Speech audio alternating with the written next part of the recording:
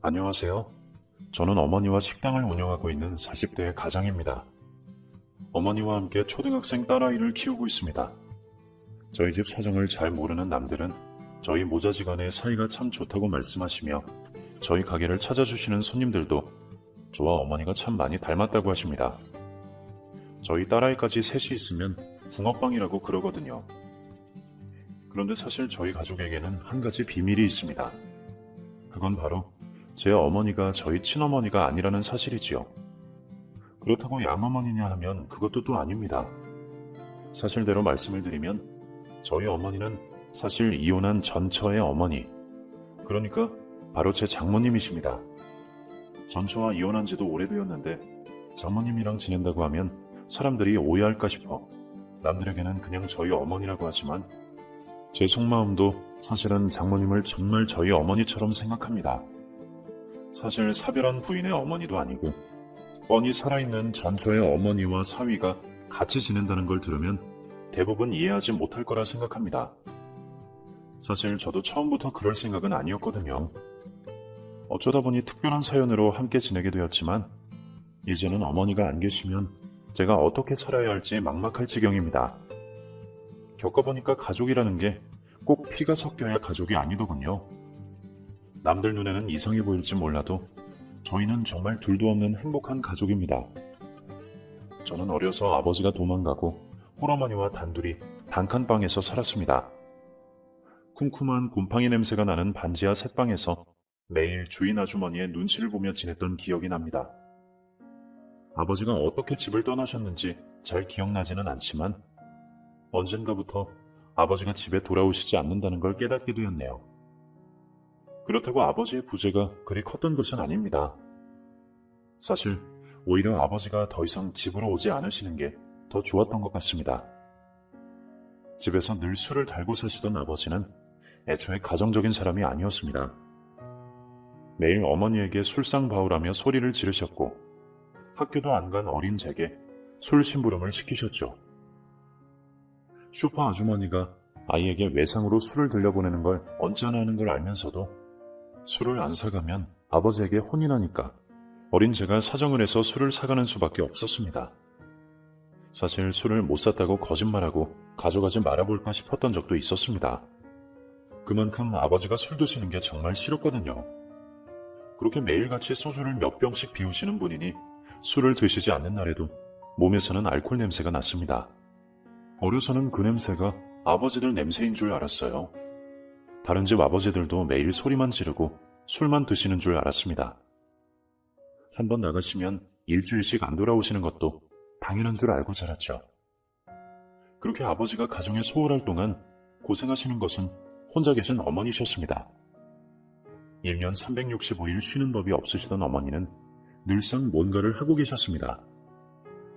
제가 아주 어릴 적에는 집에서 저를 업고 뭔가를 만들고 계셨고 제가 조금 자라 혼자 걸어다닐 적부터는 저를 데리고 시장으로, 가게로 일을 다니셨습니다. 그렇게 일하는 어머니를 따라다니다 보니 어렸을 적부터 저는 눈칫밥에 익숙해졌던 것 같습니다. 일하는 곳에 아이를 데리고 오는 것을 사장들이 좋아할 리 없으니까요. 간혹 가다가 아주 좋은 사장님을 만나면 야쿠르트도 하나 얻어먹고 쉬는 방에서 만화 영화도 볼 수 있었지만 모든 사장님들이 저희 모자의 편의를 봐주셨던 것은 아니었습니다. 거의 대부분은 어린아이 달고 다니는 어머니를 못마땅해 하셨어요. 그래도 어쩔 도리가 없었습니다. 매일 술에 찌들어 사는 아버지는 집에 생활비 한번 가져다 주신 적이 없으셨죠. 가끔 다쳐서 돌아오시는 걸 보면 나가서 뭐라도 하고 다니시는 것 같았는데도 아버지는 어머니한테 돈을 가져가면 가져갔지 갖다 주신 적은 없었습니다. 지금 생각하면 아마 아버지는 술도 술이지만 도박 같은 것에도 손을 대셨던 것 같습니다. 가끔 가다가 아버지에게 돈 빌려줬다는 사람들이 집으로 찾아오기도 했으니까요. 제 얘기지만 하다 보니 참 구질구질한 어린 시절이었구나 싶습니다. 그래도 어머니와 둘이 있을 적에는 저는 항상 행복했습니다. 눈칫밥은 먹지만 어머니 손잡고 일 따라다니는 것도 좋았고 어머니가 가끔 가다가 통닭 한 마리 사주시면 어머니와 다리 하나씩 뜯어먹는 것도 좋았습니다. 통닭을 먹은 다음 날이면 어머니가 그 뼈들을 잘 씻어다가 우려내셔서 닭죽을 해주시곤 했는데 그게 참 맛있었습니다. 그때는 어려서 뭣도 모르고 맛있다고 먹었는데 나중에서야 어머니가 없는 살림에 한 푼이라도 아끼시려고 그렇게까지 하셨다는 걸 알았죠. 그렇게 어려운 환경에서도 어머니는 저 하나 바르게 기르시겠다고 안 해본 일 없이 사셨습니다.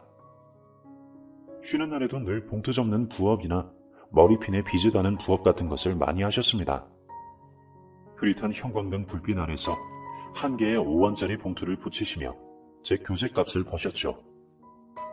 그래서 그러셨는지 어머니는 매일 눈이 아프다고 그러시더니 결국 안암으로 세상을 일찍 떠나셨습니다. 그게 제가 고등학생 때였습니다. 고등학교 졸업을 얼마 안 남긴 그때 어머니가 너무 빨리 세상을 뒤로 하셨습니다. 집에 돈이 좀 있었으면 어머니가 병원을 일찍 가보셨을까? 집에 아버지가 계셨으면 어머니가 그런 부업 안 하고 사셨어도 되셨을까? 내가 조금만 나이를 먹었더라면 돈 벌어서 어머니 편하게 해드릴 수 있었을까? 참 갖은 후회가 다 들더군요. 후회도 늦었다는 걸 알면서도 후회 없이 어머니를 떠나보낼 수 없었습니다. 차라리 고등학교 가지 말고 상고 가서 일이나 할 걸. 뭐하러 대학 가겠다고 설쳐서 그랬나 싶은 마음까지 들었습니다. 가난한 집안에 일가 친척도 없던 저희 어머니는 장례식장을 찾아오시는 분도 안 계셨네요. 휑한 장례식장을 찾아주신 건 몇몇 저희 학교 선생님들과 반 친구들 뿐이었습니다. 그래도 곁에 있어줄 사람이 있어서 정말 고마웠습니다. 어린 나이에 장례가 처음이라 뭘 해야 하는지도 잘 몰랐는데 어른들이 도와주셔서 무사히 장례를 치를 수 있었죠. 그렇게 갑작스럽게 어머니가 돌아가시고 나서는 도저히 아무것도 하고 싶지가 않았습니다. 사실 어머니 고생 덜 시키려면 공부라도 잘 해야겠다 싶어서 어려서부터 성적은 꽤 좋았습니다. 학원은커녕 문제집도 겨우 얻어보면서도 전교권을 유지할 수 있었죠. 그래서 대학도 문제없이 진학할 수 있을 거라 생각했는데 하필 가장 중요한 고3 시기에 그런 일이 벌어졌으니 제가 제정신일 수 없었을 겁니다. 그 뒤로 저는 학교도 빠지고 성적도 점점 떨어졌죠. 이제 세상에 나 하나밖에 없는데 공부가 무슨 소용이고 대학 가서 뭐하나 싶었습니다. 그때 저희 담임 선생님이 저를 일으켜주셨어요. 선생님이 그러시더라고요. 어머니가 너 이러라고 여태 고생해서 공부시키셨겠냐고요. 사실 저도 알았습니다. 제가 그러고 있는 걸 어머니가 좋아하실 리 없다는 걸요. 정말 어머니를 생각한다면 제가 대학 졸업장이라도 따서 어머니 보여드려야 자식된 도리라고 생각했습니다. 그래도 그때는 정말 너무 힘들었습니다. 어렵던 집안 형편도 싫고 그래서 고생만 하던 어머니도 싫고 우리 버리고 떠나버린 아버지도 싫고 이럴 거면 차라리 나를 낳지 말지 그랬나 싶은 원망까지 들었네요. 그래도 어머니를 사랑했던 저는 어머니 생각으로 겨우 버텨낼 수 있었습니다. 당장 돈이 없어 대학을 갈 수 있을지 없을지도 모르지만 여태 해왔으니 마지막으로 하던 데까지 해보자 싶었습니다. 그렇게 다시 이 악물고 고등학교 마지막 해를 견뎠습니다. 어쩌면 공부하느라 잠시 그 아픔을 잊을 수 있었는지도 모르겠네요. 공부하고 있을 때면 다른 집 생각이 안 들었으니까요. 차라리 그게 낫다 싶었습니다. 결국 넣었던 대학에 다 붙었습니다. 사실 돈만 있었으면 더 좋은 대학도 노려볼 수 있었는데 저는 최대한 국립대나 장학금 나오는 곳 위주로 선택했네요. 사실 그마저도 저희 담임 선생님 아니었으면 입학금 없어서 어려웠을 뻔했지만 제 사정을 잘 아시던 담임 선생님의 도움으로 무사히 대학에 입학할 수 있게 되었습니다. 그렇게 저는 장학금을 받으며 과외로 생활비를 벌어 대학 생활을 보냈죠. 그나마 제가 공부라도 잘해서 다행이었지 싶네요. 공부 열심히 해서 어머니 호강시켜드리겠다는 꿈은 더 이상 이룰 수 없었지만 그래도 천국에 계실 어머니 걱정 안 시키려고 혼자 열심히 살았습니다. 남들 놀 때 안 놀고 열심히 했더니 그래도 도움이 되었는지 저는 어렵지 않게 취업을 할 수 있었습니다. 사자 들어가는 대단한 직업은 아니지만 남들 다 알만한 이름난 회사에 입사하게 되니 앞으로 고생은 끝났다 싶었습니다. 취업에 성공한 뒤로는 돈 모아서 집 사고 결혼하는 게 제 다음 목표였습니다. 이상하게 저는 어려서부터 항상 정이 고팠던 것 같습니다. 어려서는 남들 다 있는 아버지 없어서 그랬고, 어머니 돌아가신 후로는 고아되었으니 더욱더 그랬네요. 그래서 내 형편이 여의치 않지만 착한 아내 만나서 나만의 가정을 꾸리고 싶은 소망이 있었습니다. 어느 집에서 고아에게 귀한 딸 내어주실까 싶었지만 그래도 어딘가에 있을 제 짝을 찾기를 바라며 살아갔습니다. 내 힘으로 집 살 때까지는 낭비하지 않겠다고. 취업하고도 저는 고시원에서 지내며 악착같이 돈을 모았습니다. 남들은 해외여행이다, 명품이다, 돈 쓸 때도 저는 묵묵히 저축만 했습니다. 당장 마음 편히 쉴 만한 방 한 칸 없는 주제에 남들처럼 놀고 다니는 게 저한테는 너무 큰 사치 같았거든요. 일단 집이라도 있어야 뭐라도 할 수 있을 것 같았습니다. 대기업 다니니 남들보다는 더 번다고 하지만 그래도 서울에서 내 집 하나 갖기가 참 힘들더군요. 모아도 끝이 없을 것 같았습니다. 그래도 운이 따라주었는지 겨우 은행 도움받아서 내 명의의 아파트를 얻을 수 있었습니다. 정말 운 좋게도 청약에 당첨이 되었거든요. 하늘에 계신 어머니가 저 장가가라고 도와주셨나 싶었습니다. 그렇게 여태 모은 돈 다 털어서 집 한 채 얻고 나니 제 나이가 벌써 30이 넘어버렸습니다. 그런데 집 생기고 결혼하려고 보는데 결혼할 여자가 없네요. 제가 돈을 안 쓰니까 여자 만날 일도 없더군요. 밖을 다녀야 우연이라도 인연을 만들 텐데 쉬는 날에는 그저 집에만 있었으니 누가 떠밀어주지 않았으면 평생 혼자 살았을지도 모르겠네요. 다행히 저를 좋게 보셨던 지인분이 여자를 하나 소개해 주셨죠. 홀어머니 모시면서 참 착하고 열심히 산다며 저한테 어울릴 것 같은 아가씨라고 하더군요. 저보다 4살 어린 그녀를 그렇게 처음 만났습니다. 만나고 보니 왠지 마음이 끌리는 사람이었습니다. 또래 여자들과 달리 수수한 차림에 옅은 화장을 한 얼굴을 보니 왠지 순수해 보이는 느낌마저 들었습니다. 혼자 어머니 모시고 산다고 하니 나랑 비슷한 처지겠구나 싶어서 마음이 갔던 것도 있었죠. 만나보니 정말 저랑 많이 비슷한 사람이었습니다. 아버지가 일찍이 돌아가시고 홀어머니 혼자 꾸준히 일하시며 따님을 키우셨더군요. 남들한테는 창피해서 함부로 꺼내지 못할 처연한 이야기다 보니 그런 얘기 꺼낸 상대가 서로에게 처음이었던 것 같습니다. 왜 비밀을 터놓으면 금세 친해진다고 하잖아요. 저희도 서로 힘들었던 유년 시절 기억을 공유하며 가까워졌습니다. 그렇게 그녀와 연애 끝에 결혼을 약속하게 되었습니다. 결혼을 약속하고 저는 바로 여자친구 어머님께 인사를 드리기로 했죠. 여자친구는 집이 누추하다며 밖에서 보자고 했지만 어머님은 10수년 혼자 지냈을 제게 밥 한 끼 해주고 싶다며 집으로 초대를 해주셨습니다. 아, 정말 엄마 고집도 집이 넓지도 않은데 불러서 뭐 어쩌겠다고 그러는 건지 참. 왜? 나는 집이 더 편한데. 어머님이 힘드시지만 않으면 어머니 좋으신 대로 하자. 어차피 가족들 사이인데 뭐가 어때서 그래. 창피해서 보여주기 싫다는 아내의 반대를 무릅쓰고 저는 어머님을 뵈러 여자친구 집으로 갔습니다. 오래된 방 2칸 작은 빌라였지만 여기저기 손보시고 깔끔하게 정돈되어 있는 그 집이 저는 참 아늑하고 좋았습니다. 오자마자 제게 허기졌을까봐 준비해 놓으신 찌개를 다시 데워주시는 어머님의 정성에 감동도 했습니다. 집밥을 먹어본 지가 언제인지 기억도 나질 않더군요. 집밥이 그리워 어머니 손맛이라는 백반집에를 찾아다녀봐도 집에서 먹던 그 맛을 쫓아갈 수 없었죠. 그런데 오랜만에 그런 집밥을 대접받으니 저도 모르게 울컥하더라고요.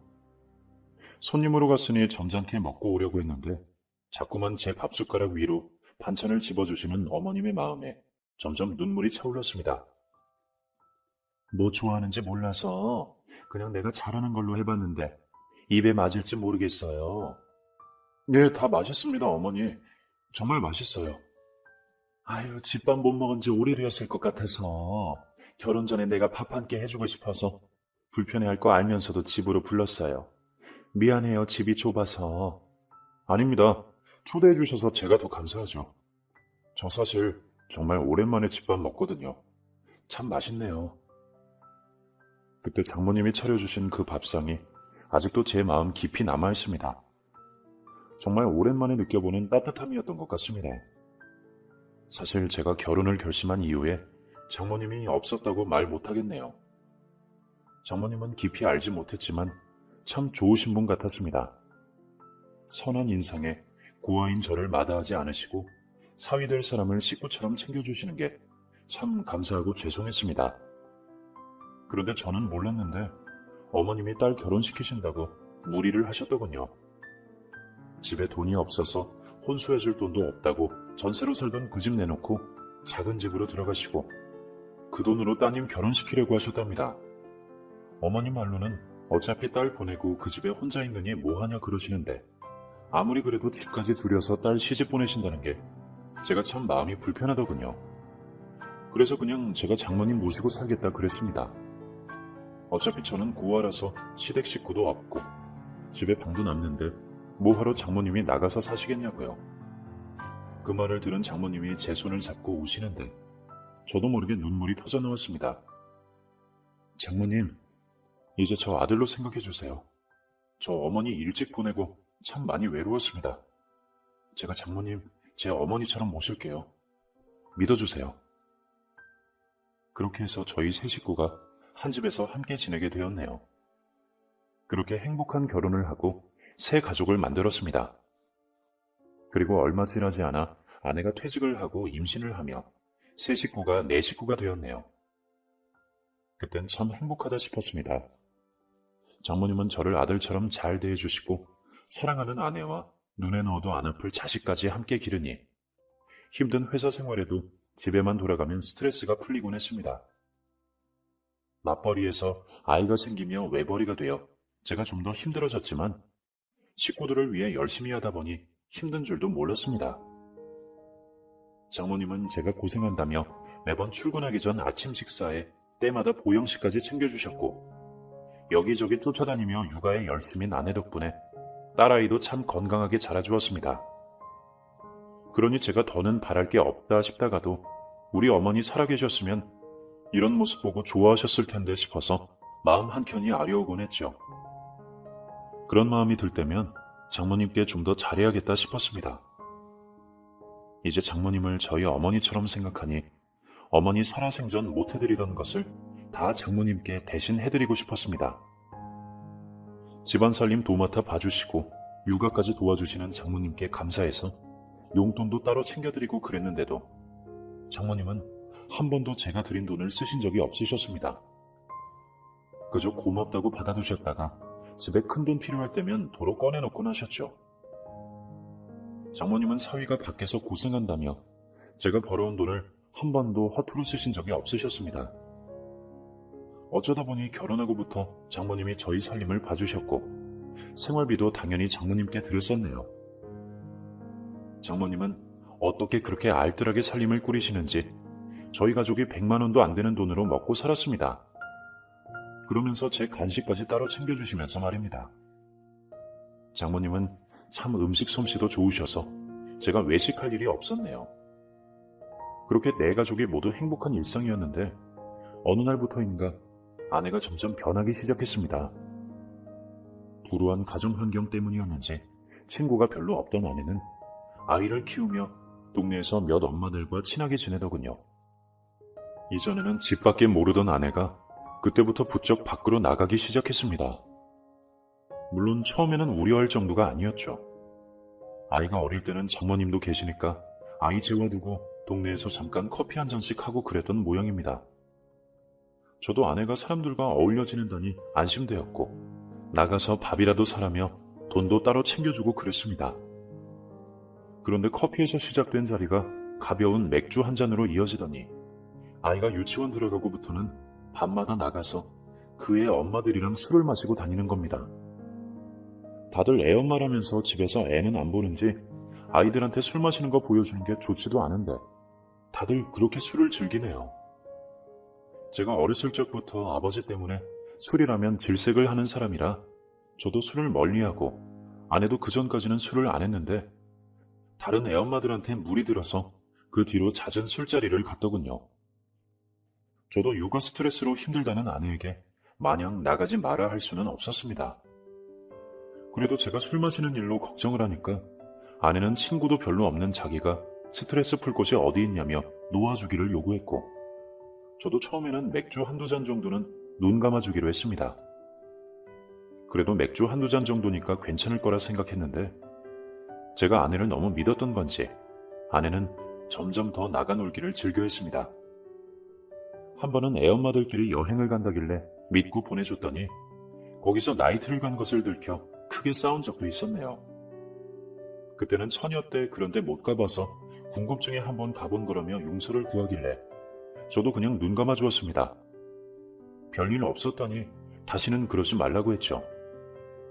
아이가 4살이 되면서 아내는 다시 회사를 다니기 시작했습니다. 아내는 그 뒤로 회식이나 친목을 핑계로 술자리를 자주 가지더군요.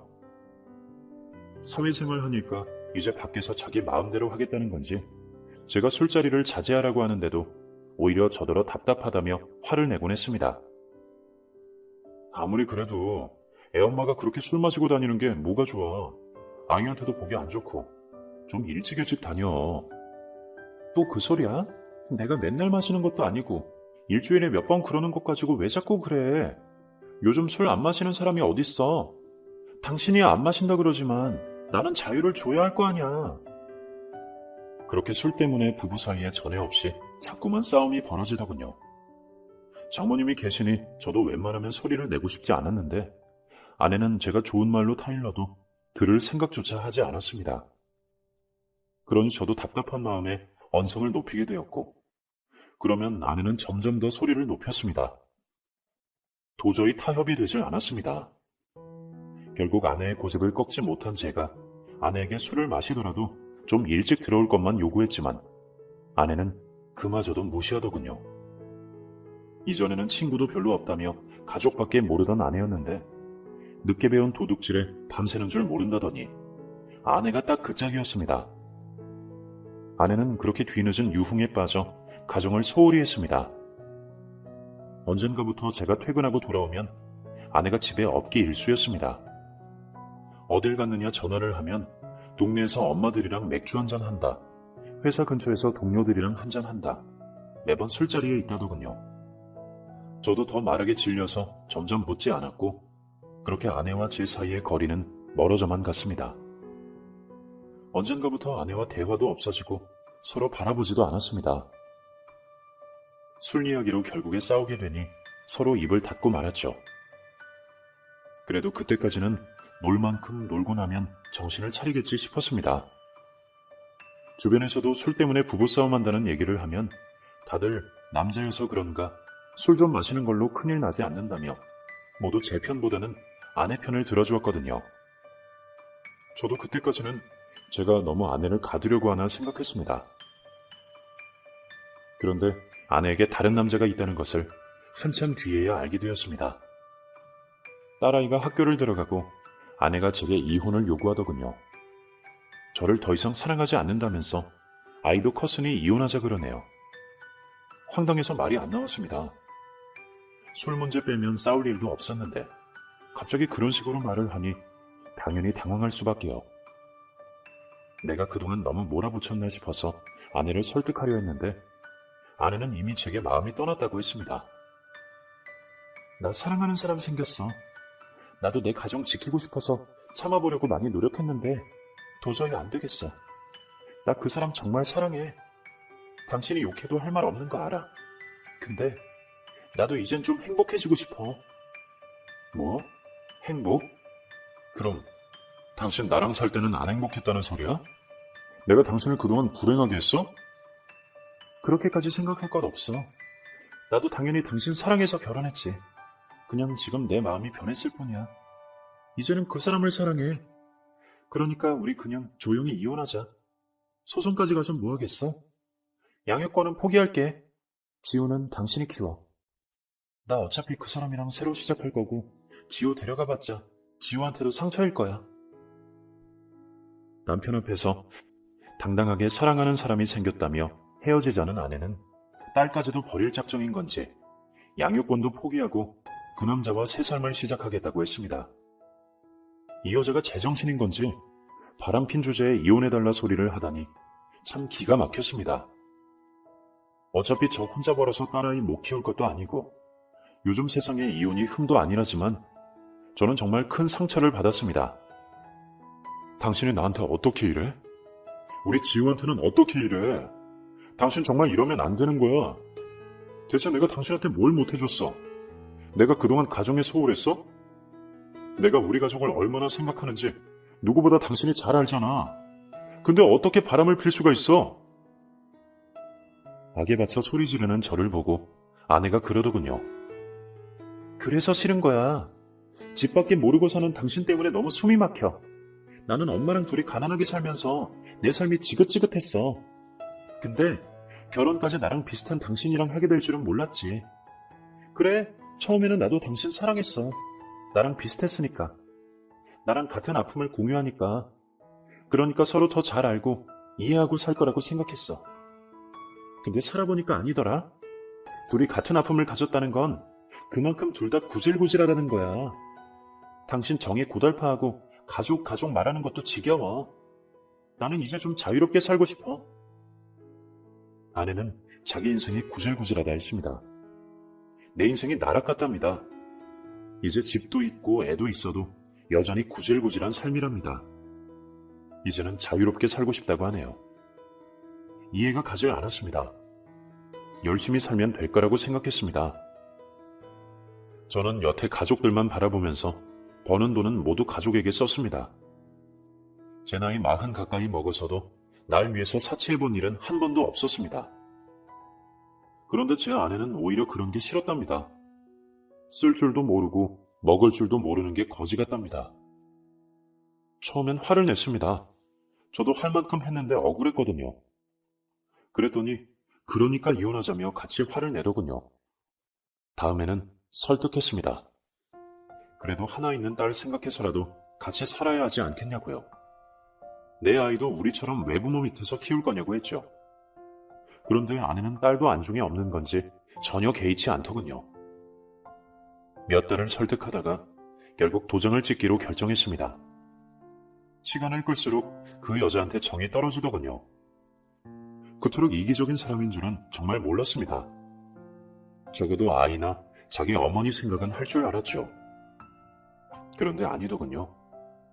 그 여자는 이제라도 더 늦기 전에 자기 인생 찾고 싶다며 저희 식구를 버리고 그대로 떠나버렸습니다.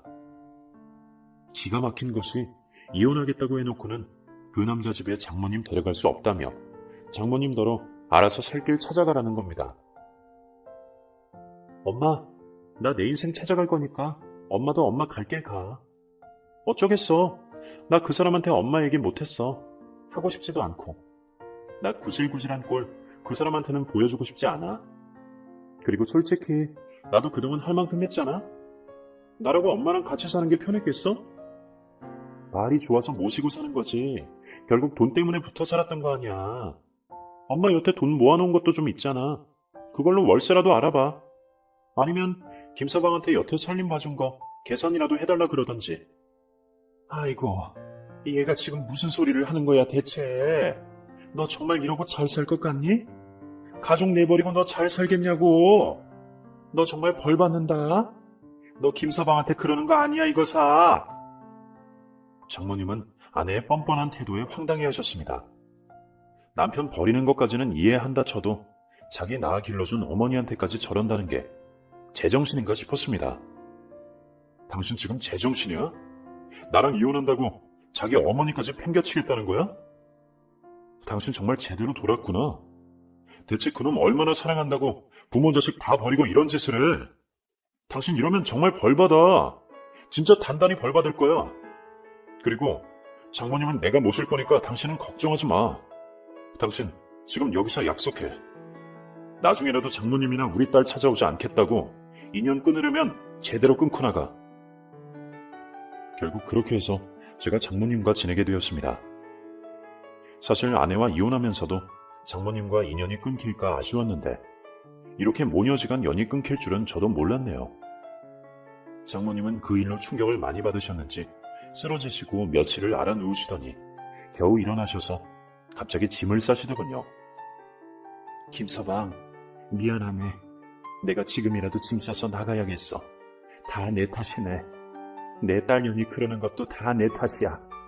내가 잘못 키워서 그런 거지. 내 자식도 버리고 간 노인네가 무슨 염치로 사위한테 얹혀 지내나. 장모님, 얘기는 이미 다 끝났잖아요. 가실 곳도 없으신데 어딜 간다고 그러세요. 지호 엄마가 각서까지 쓰고 나가는 거 보셨잖아요. 이제 저한테는 지호랑 장모님밖에 없어요. 장모님 나가시면 저 혼자 지호 어떻게 키웁니까? 저 고아인 거 잘 아시잖아요. 장모님 안 계시면 손 벌릴 것도 없고 당장 저 회사 관두고 지호 돌봐야 합니다. 사실 말이 안 되는 상황이죠. 같이 살다가 이혼을 했으면 자기 자식 따라가는 게 맞는 일이니 장모님 입장도 이해가 갑니다. 그런데 어쩌겠습니까? 비정한 딸 자식은 새 인생 찾겠다고 자기 어머니까지 버리고 각서까지 쓰고 나갔는데 당장 돈 없고 갈 곳 없으신 장모님이 어딜 가시겠습니까? 그렇다고 제가 어머니처럼 모시던 장모님을 내쫓을 수도 없고 그러고 싶지도 않았습니다. 제가 아내랑 이혼한 거지 장모님이랑 척을 진 건 아니지 않습니까? 결국 제 말에 설득되신 장모님은 계속 같이 집에서 지내시기로 하셨습니다. 장모님뿐만 아니라 딸이나 저를 위해서도 장모님이 같이 계셔주시는 게 참 감사한 일이었죠. 당장 엄마 없다고 우는 아이를 저 혼자 감당할 수도 없었고 집안일이라곤 해본 적도 없어서 말입니다. 그렇게 장모님이 저를 도와주시는 거라고 누차 말씀드렸는데도 장모님은 여전히 저와 사시는 게 불편한 듯 보였습니다. 장모님은 제게 부담이 될까 싶으셨는지 자꾸 나가서 식당 일을 하셨습니다. 저도 처음엔 까맣게 몰랐죠. 어느 날 장모님이 제게 돈 봉투를 쥐어주시더군요. 김서방, 이거 얼마 안 되지만 지우 학원비에 좀 보태게. 이거 자네가 준 돈 아니고 내가 버는 돈이야. 그러니까 부담 갖지 말고 써. 어? 장모님, 이게 무슨 돈이에요? 아, 내가 지우 학원 가는 동안 식당 가서 일을 좀 도와줬어. 잠깐씩 해주니까 많이는 못 받았는데 그래도 그 정도면 지우 학원비는 될까 싶어서 말이야. 지우도 다 컸고 이제 내가 집에서 하는 것도 없는데 나 혼자 놀고 먹는 것 같아서 마음이 영 불편해서 그래. 장모님이 하시는 일이 왜 없으세요? 집안 살림하는 것도 벅차실 텐데 언제 식당을 나가셨어요? 제발 그러지 마세요. 저 마음 불편해요. 이 돈 저 못 받습니다. 장모님 돈 안 버셔도 저 벌 만큼 법니다. 우리 세 식구 충분히 살 수 있어요. 아유, 내가 마음이 너무 불편해서 그래. 자네도 내 입장 이해하지 않는가? 장모가 이혼한 사위 집에 얹혀 사는 게 말이나 되냐 말이야. 갈 곳 없는 나를 지내게 해주는 것도 고마운데 사위 벌어오는 돈 축내는 것도 염치 없지. 제가 자꾸 그러지 마시라고 해도 장모님은 도통 고집을 꺾지 않으셨습니다. 제가 극구 말려서 집에 계시게 하면 잠깐 그러시다가도 또다시 나가셔서 식당 일을 다니셨던 모양이더군요. 그런데 아무리 잠깐씩 한다 그래도 남의 가게 일 봐주는 게 어디 쉬운 일이겠습니까? 식당 일 때문인지 장모님이 언젠가부터 몸에 파스 냄새를 풍기기 시작하셨습니다. 그렇다고 눈칫밥 먹는 불편한 그 심정을 모르는 것도 아니기에 저도 더는 말을 할 수 없었죠. 그래서 몰래 장모님 일하시는 식당에 찾아가 봤습니다. 대체 무슨 일을 하시길래 파스까지 바르시나 싶어서 말입니다. 그런데 참 그 꼴을 보고는 장모님을 그냥 두질 못하겠더군요. 정식 직원이 아니고 아르바이트라고 그러는 건지 장모님이 나이 많다고 그러는 건지 모르겠지만 다른 직원들이 다 앉아있는데도 일은 죄다 저희 장모님을 시키지 뭡니까?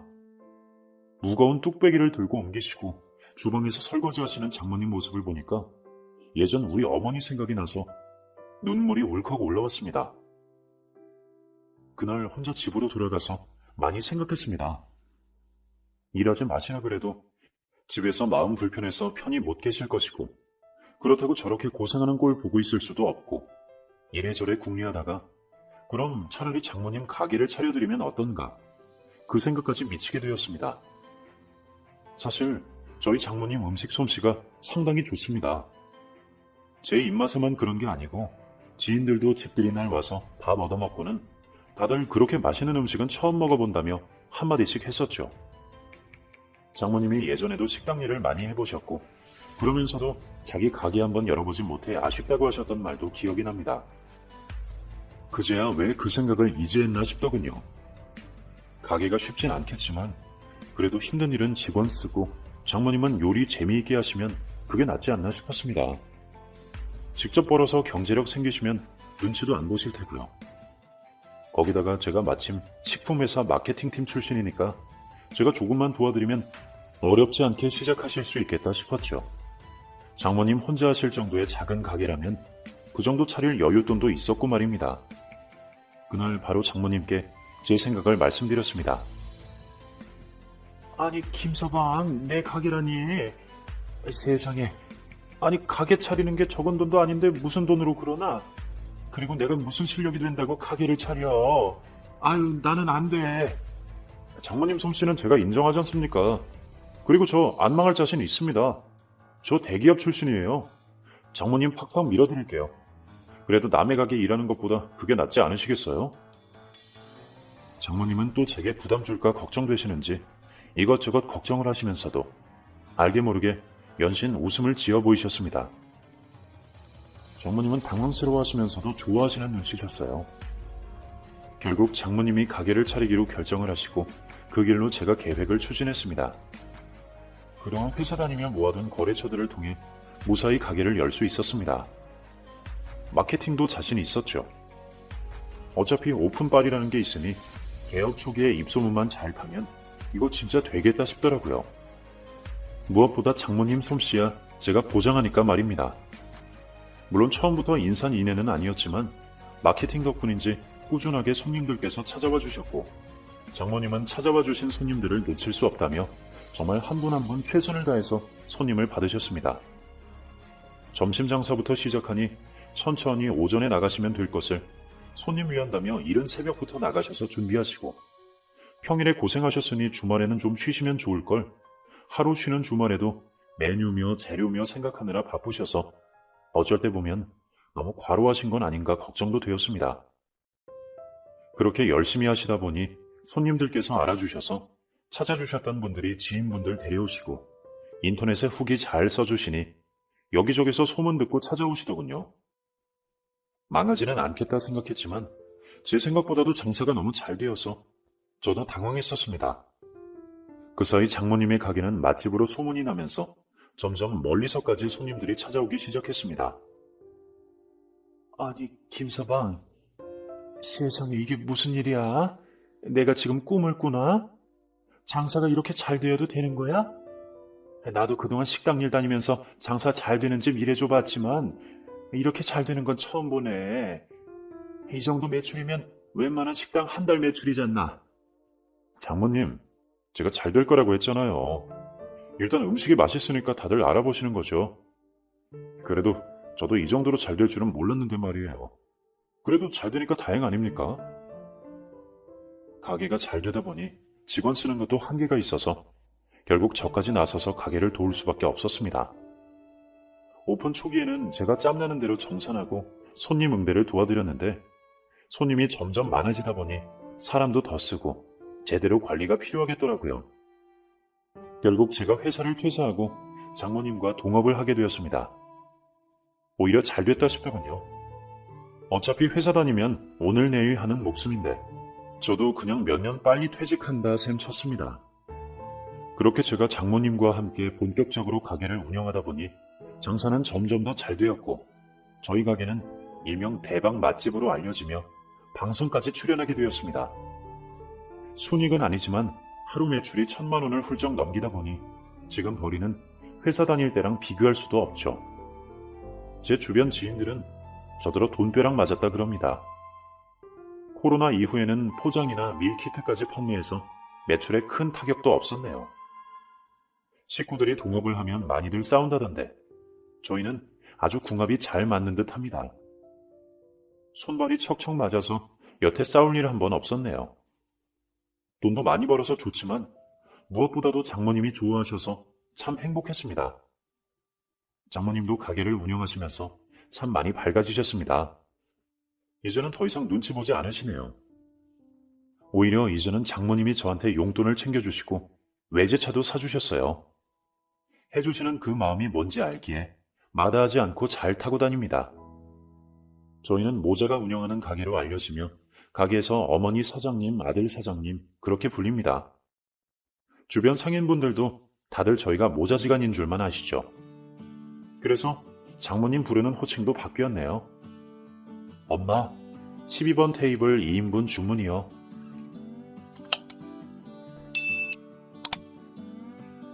타지에 와서 어느덧 자취생활도 9년이 다 돼가고 있네요.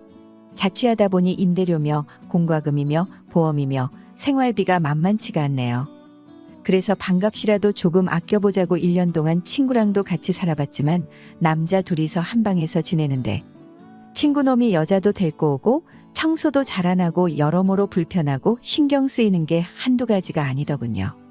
차라리 돈을 더 내더라도 혼자가 편하다는 생각에 지금은 혼자서 원룸을 얻어 지내고 있습니다.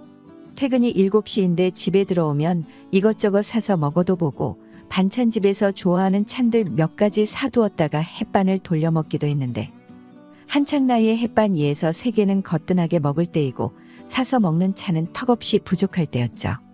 그렇다고 배달시켜 먹자니 1인분은 배달비를 따로 줘야 하고 최소만 2,000원짜리는 시켜야 배달비가 무료인데 저녁 한 끼를 어떻게 때우면 좋을까 고민하던 차에 집 근처에 전라도식 백반이 7,000원에 무려 10여 가지가 넘는 반찬이 무한리필되는 식당이 새로 생겼더군요. 주변에 큰 빌딩과 보험사 직원들 상대로 장사를 하다 보니 가성비가 뛰어난 식당들이 많았지만 제 입맛이 맞는 곳은 아니었죠. 낮 위주로 장사하는 식당이라 저녁 8시쯤에 문을 닫았기에 퇴근하고 곧장 가면 거의 마지막 손님으로 식사를 할 수가 있었습니다. 물론 저녁에는 반찬이 떨어져도 새로 만들어 채워두지 않는다는 단점이 있긴 했지만 저같이 많이 먹는 대식가에겐 남은 음식들만으로도 충분히 배를 채울 수 있었으니 저로선 감사할 따름이었죠. 거의 매일을 한 달 넘게 찾아가자 서서히 아줌마도 나를 애틋하고 살갑게 대해줬고 나를 위해 반찬 따로 챙겨뒀다가 저녁에 꺼내주기도 했네요. 9년을 넘게 자취 생활을 하고 있다. 6개월 전 직장 문제로 경기도 쪽에 원룸을 계약하고 집 앞 식당에 저녁을 해결하러 간 날. 환하게 미소 지으며 반갑게 맞이하던 식당 아줌마를 보고 식당 아줌마가 왜 이렇게 우아하게 생겼지 하고 놀라고 음식이 하나같이 내 입맛에 잘 맞아 한 번 더 놀랬고 이후 단골이 되었다. 주인 여자 나이는 40대 초반에서 잘해야 30대 후반으로 보였으며 상냥한 말투에 배우 장미희님 느낌도 살짝 났다. 하루는 맥주 한잔하고 집으로 돌아오는 길에 단골 식당 간판에 불이 켜져 있는 거다. 시간은 밤 9시가 넘어가고 있었다. 이 시간엔 보통 손님을 받지 않았는데 식당 문을 열고 들어서자 아줌마와 눈이 마주쳤는데 나는 그만 당황하여 얼굴이 빨개지고 말았다. 식당 한켠에 쪼그리고 앉아 여자 2명이 수다를 떨며 열심히 파김치를 담고 있는 모습이 너무나 사랑스러워서이다. 정태 씨, 이 시간에 웬일이세요? 저 아줌마. 혹시 라면 하나 먹을 수 있나요? 이 시간까지 저녁을 안 먹었구나. 뭐 하느라 늦었어? 죄송해요. 한잔하고 들어오는데 아줌마가 끓여주는 칼칼한 라면이 땡겨서요. 영업시간은 이미 끝났지만 정태시니깐 특별히 해주는 거예요. 들고 있던 파김치를 내려놓으며 일어나려는 아줌마에게 너무 미안해서 아니요, 집에 가서 제가 그냥 끓여 먹을게요. 하면 아우려는 순간 그래도 내가 끓이는 거랑 총각이 끓여 먹는 거랑은 맛이 다르지. 기다려봐요. 방금 담은 파김치도 내줄 테니 맛도 볼 겸 그때 옆에 있던 아줌마가 한다는 소리가 예, 너 혹시 저 총각이랑 몰래 사귀는 건 아니지? 어머, 총각 앞에서 못하는 소리가 없어. 그만해. 왜 그래? 언뜻 봐도 둘 사이가 심상치 않구만. 서방 없는 년이 젊은 총각하고 사귈 수도 있지. 안 그래요, 총각? 안 해. 그럼요, 불가능한 일도 아니죠. 호호호. 총각이 그래도 생긴 거보단 말이 잘 통하네. 그때부터 주인 여자에게 본격적인 호감을 가지게 되었다. 매콤 알싸한 맛이 일품인 파김치에 라면을 돌돌 말아 먹고 수저를 내려놓는 소리를 들었는지 아줌마가 다가왔다. 어머, 벌써 다 먹었구나. 공기밥이랑 국물까지 싹 비웠네. 가게 문 닫았는데 찾아와서 죄송해요. 그러자 그녀는 생긋 웃으며 내 어깨를 툭 하고 한 번 치더니 얼굴을 내 얼굴 가까이 가져오며 말했다. 오늘 보니까 정말 귀엽게 생겼다. 내 모습을 귀엽다는 듯이 한참을 보더니 커피도 한 잔 해야지 하며 돌아서서 그릇을 챙기셨다. 아줌마가 그릇을 치우고 설거지를 하는 동안 내 눈은 그녀를 쫓아다녔다. 총각, 뭘 그렇게 뚫어지게 쳐다봐. 이제 보니 정말 내 친구한테 관심 있구나. 호호호호. 그러지 말고 사귀자고 고백이라도 한번 해봐. 아차 싶었다. 파김치를 함께 담그고 있던 아줌마 친구분이 옆 테이블에 앉아 있는 것도 잊은 채 나는 쥐구멍에라도 들어가고 싶은 기분이었다. 정태 총각 왔어. 오늘은 소고기국인데 맛있게 먹어. 저녁마다 식사를 해결해주는 식당 주인 아줌마. 그날 이후 12살 연상인데 불구하고 여자로 다가온다. 이후 식당 아줌마와 친하게 지내게 된 것은 매일 저녁을 거기서 해결하면서부터다. 타지에서의 자취생활에 백반정식 7,000원, 엄마가 만들어준 집밥 같은 반찬을 무한으로 배불리 먹고 제대로 된 끼니를 해결할 수 있는 곳. 10년 가까운 자취생활에 나에게는 사막에서의 오아시스 같은 곳이었다. 그곳에서 식사하는 시간이 하루의 가장 행복한 시간이었고 너무나 좋았다. 원룸에 차를 주차하고 저녁을 먹기 위해 식당 쪽으로 향하는데 식당 주인 여자가 커다란 뭔가를 잔뜩 들고 낑낑대며 걸어오더니 나를 발견하곤 반갑게 인사를 합니다. 어머, 총각이구나? 아내, 안녕하세요. 오늘은 퇴근이 조금 늦으셨네요? 아내, 중요한 일 처리가 조금 늦어져서요. 그때 아줌마가 들고 있던 길다란 상자 하나가 길바닥에 떨어졌다. 내가 다급하게 잡으며 근데 이게 다 뭐예요? 혼자 이렇게 많이 샀어요. 네, 생필품이 다 떨어져서 오랜만에 마트에서 이것저것 샀는데 짐이 조금 많아졌네요. 나는 들고 있던 짐 몇 개를 집어들었다. 어머, 괜찮아요.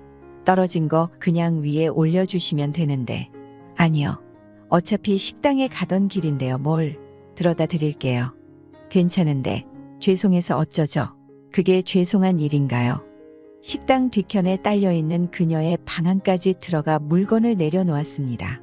그럼 먼저 나가 있을게요. 네, 고마워요, 총각. 문 손잡이를 잡고 돌리는데 다급하게 날 불러 세우네요. 저기 총각. 네, 저기. 미안한데 이왕 신세진 김에 부탁 하나만 더 해도 될까? 네, 그러세요.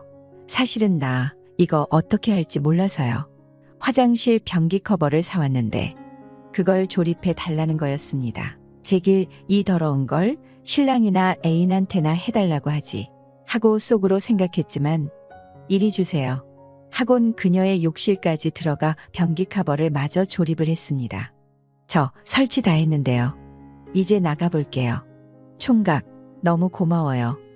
오늘 저녁 식사는 나랑 같이 하는 건 어때? 오늘 신세 진 것도 갚을 겸 제대로 한 상 차려줄 테니. 저야 좋지요. 그때부터 아줌마랑 뭔가 이뤄지지 않을까 하는 기대감도 있었습니다. 그녀는 뭔가 한참을 지지고 복구했습니다. 그리고 같이 식탁에 앉아 밥을 먹었죠. 그러면서 이런저런 얘기도 나누고 아, 배부르다. 정말 잘 먹었어요. 차는 뭘 드릴까요? 괜찮은데요. 차까지 얻어 마시면 좀. 안 해요? 커피 드릴까요? 네, 그럼 한 잔 부탁드릴게요. 결국엔 커피까지 얻어 마시게 되었습니다. 커피를 마시면서 또 이런저런 얘기. 그때 알게 됐습니다. 1년 전 이혼하고 혼자 살고 있다는 걸요. 정태 씨는 나이가 네, 올해 28살이요. 전 40살이에요. 제가 일부러 조금 놀란 듯한 표정을 지으며 말했습니다. 정말이요? 아, 누나셨구나. 저랑 비슷한 또래인 줄 알았는데. 에이, 거짓말 지금 나 놀리려고 하신 말이죠. 아니요. 제가 영업 쪽 일을 해서 사람 나이는 웬만하면 다 맞추거든요. 근데 누나는 완전히 잘못 봤네요. 솔직히 그녀 기분 좋으라고 예의상 멘트였는데 그녀는 정말 믿는 듯 했습니다. 어머, 진짠가 보네. 그렇게 좋게 봐주시니 너무 고맙다.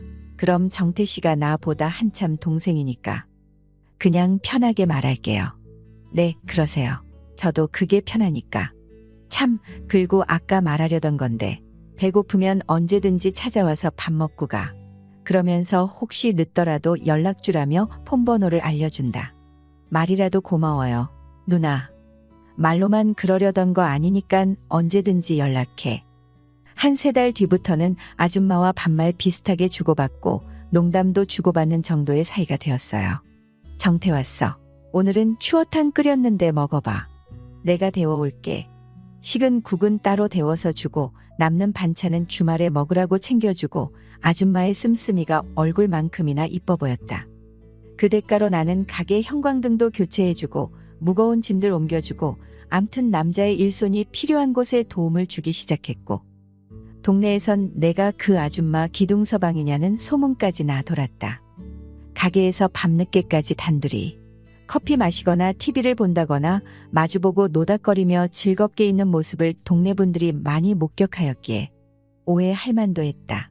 더군다나 아줌마는 1년 전 이혼하고 식당에 딸린 단칸방에서 혼자 지내고 있었고 나는 한창 나이에 총각이었으니 말이다. 아줌마는 평일 장사만 하다 보니 토요일 일요일은 영업을 하지 않아 늘 내 끼니를 걱정했다. 그러던 중 주말에 아줌마가 밥 차려줄 테니 자기 집으로 오라는 거다. 토종닭 한 마리를 사와서 각종 한약재 넣고 1시간 동안 푹 끓여낸 닭백숙을 만들어줬다. 총각은 여자친구가 없어 몸보신도 필요 없겠지만 그래도 한번 먹어봐.